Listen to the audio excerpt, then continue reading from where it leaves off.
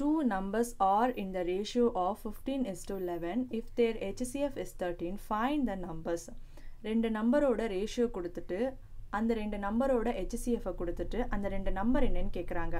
இந்த மாதிரி ரேஷியோவும் HCFும் கொடுத்துட்டாங்கன்னா அந்த ரேஷியோவோட இந்த HCF மல்டிப்ளை பண்ணிங்கன்னா உங்களுக்கு அந்த நம்பர் கிடச்சிரும். ஃபஸ்ட்டு இருக்கிற 15ஓட 13 மல்டிப்ளை பண்ணுங்கள், ஃபஸ்ட்டு அந்த நம்பர் கிடைக்கும். செகண்ட் நம்பர் ஏன்னா 2 நம்பர்ஸ் இல்லையா, அப்போ செகண்ட் நம்பர் 11ஓட 13 மல்டிப்ளை பண்ணிங்கன்னா செகண்ட் நம்பர் கிடச்சிரும். இப்போ இதை முழுசாக வந்து மல்டிப்ளை பண்ணணும்னு அவசியம் இல்லை. 15யும் 13யும் ஃபுல்லாக மல்டிப்ளை பண்ணணும்னு அவசியம் இல்லை.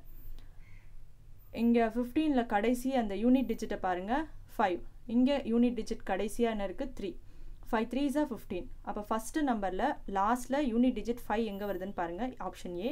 பிலையும் பார்த்தீங்கன்னா யூனிட் டிஜிட் 5 வந்து வருது. நெக்ஸ்ட் நம்பருக்கு 1ஐயும் 3ஐயும் மல்டிப்ளை பண்ணிங்கன்னா 3. இப்போ ஆப்ஷன் ஏல பார்த்தீங்கன்னா செகண்ட் நம்பருக்கு யூனிட் டிஜிட்டில் 3 வரல.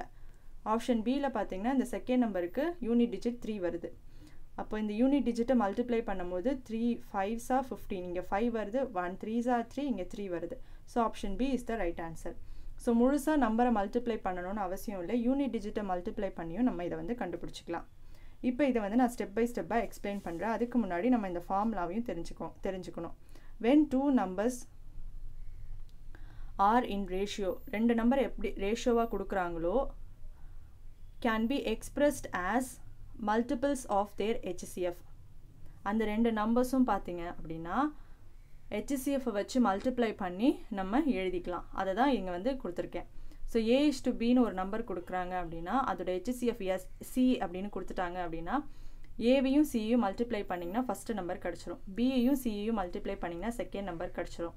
உங்களுக்கு நம்பர் வேணும் அப்படின்னா that number is expressed as multiples of their HCF. ஓகேங்களா, அந்த ரேஷியோவையும் HCFையும் மல்டிப்ளை பண்ணிங்கன்னா உங்களுக்கு அந்த நம்பர் கிடச்சிரும். இப்போது இதை வந்து சால்வ் பண்ணலாம். 15:11 இதை நம்பராக எப்படி எழுதலாம், 15x 11xன்னு எடுத்து எழுதிக்கலாம்.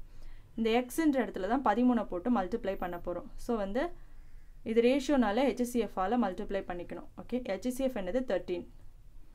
ஸோ 15யும் 13யும் மல்டிப்ளை பண்ணால் 195 வரும், 11யும் 13யும் மல்டிப்ளை பண்ணால் 143ன்னு வரும். அப்போ ஃபஸ்ட்டு நம்பர் 195, செகண்ட் நம்பர் 143. ஓகேங்களா, இந்த கேள்விக்கான பதில் ஆப்ஷன் பி 195 143.